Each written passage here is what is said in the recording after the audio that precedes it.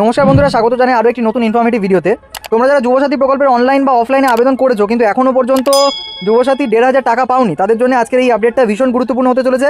কারণ আজকে block office থেকে কিন্তু একটি বড় আপডেট এসেছে, যেটা আমাদের সবার জানা অবশ্যই দরকার। তাই ভিডিওটি একদম শেষ পর্যন্ত দেখো। আর ভিডিওটি শুরু করার আগে চ্যানেলটি যদি নতুন হয়ে থাকো তাহলে সাবস্ক্রাইব করে নাও। আর যদি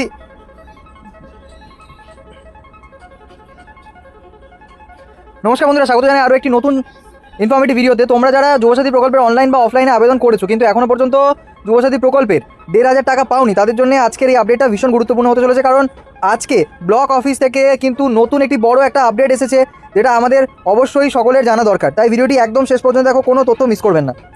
বন্ধুরা, অফিস সূত্রে জানানো হয়েছে যে সমস্ত আবেদনকারী SMS বা হোয়াটসঅ্যাপে যুবসাথীর মেসেজ পেয়েছো তাদের প্রত্যেকের অ্যাকাউন্টে কিন্তু টাকা জমা হবেই।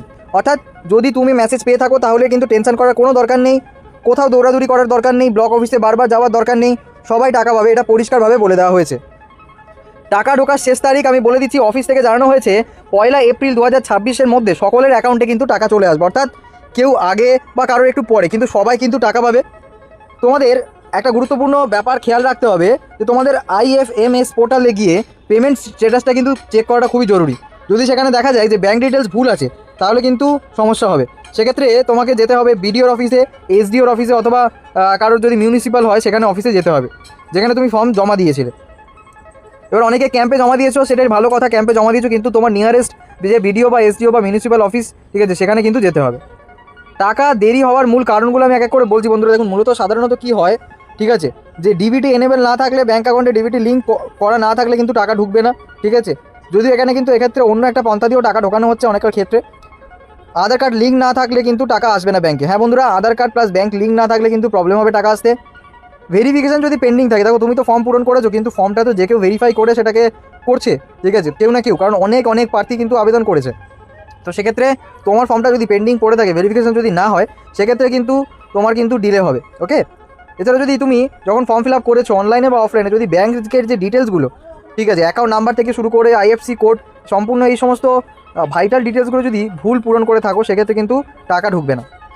আর আরেকটা কারণ, এটা কিন্তু সবার ক্ষেত্রেই মোটামুটি হচ্ছে, সেটা হলো সার্ভার ডিলে। হ্যাঁ বন্ধুরা, যেহেতু আমরা বুঝতেই পারছি যে এই যে যুবসাথী যে পোর্টালটা, এখানে কিন্তু মূলত সবাই গিয়ে কিন্তু যে যার ডেটা আপলোড করছে, ঠিক আছে। যারা অনলাইনে করেছো তারা ডিরেক্ট সরাসরি আপলোড করছে, এবং যারা অফলাইনে করেছো তাদের সরকারি কর্তৃপক্ষ কর্মীরা কিন্তু সেই পোর্টালে গিয়ে অ্যাপ্লাই করছে। এবার সেক্ষেত্রে কিন্তু আবেদন যে করছে সেটা কিন্তু ডিলে হতে পারে সার্ভারের জন্য, ঠিক আছে। কারণ হচ্ছে কি, ওয়েবসাইটটা নতুন বেরিয়েছে, নতুন গভর্নমেন্টের ওয়েবসাইট, যে কোনো ওয়েবসাইট কিন্তু একটু স্লো কাজ করে, ঠিক আছে, প্রপার কিন্তু ভালো করে স্ট্রাকচার ওয়েতে কাজ করে না। যদিও এখন কিন্তু অনেকটাই আপডেট করা হয়েছে আগের থেকে, সুতরাং সেই জায়গায় কিন্তু মাথায় রাখতে হবে আপনাকে যে হয়তো অনেক সময় সার্ভার ডিলের কারণে কিন্তু, ঠিক আছে, আপনার টাকাটা হয়তো আসছে না। এখন তোমার কি করা উচিত সেটা একটু বলে দিই। দেখুন, এখন তোমার ব্যাংকে গিয়ে DBT লিঙ্ক করা আছে কিনা সেটা চেক করবে, হ্যাঁ, আর আধার কার্ড লিঙ্ক করা আছে কিনা সেটা চেক করবে, ঠিক আছে। এইটুকু জাস্ট চেক করলে কিন্তু বাদবাকিটা কিন্তু মোটামুটি ঠিকঠাক থাকলে সব কিছু হয়ে যাবে, ঠিক আছে।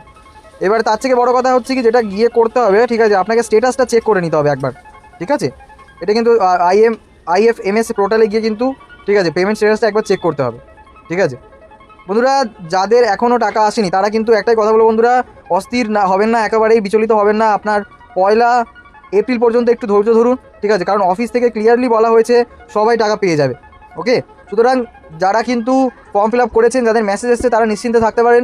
যাদের মেসেজ আসেনি তাদেরকেও বলবো 1 এপ্রিল পর্যন্ত অপেক্ষা করুন, কারণ 1 এপ্রিলের পরে কিন্তু যাবতীয় যা সমস্যা সেটার জন্য কিন্তু আপনি কমপ্লেন রেজ করতে পারবেন। মেবি ওয়েবসাইটে সেটা চলে আসবে সেই আপডেটটা, ঠিক আছে। আপনি কিন্তু কমপ্লেন রেজ করতে পারবেন এর এগেনস্টে যে আপনার কেন আসছে না, বা আপনি জেনে নিতে পারবেন যে কেন আপনারটা ঢোকেনি, ঠিক আছে।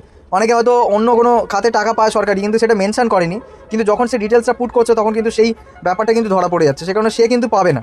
এই ব্যাপারটা মাথায় রাখবেন, ঠিক আছে।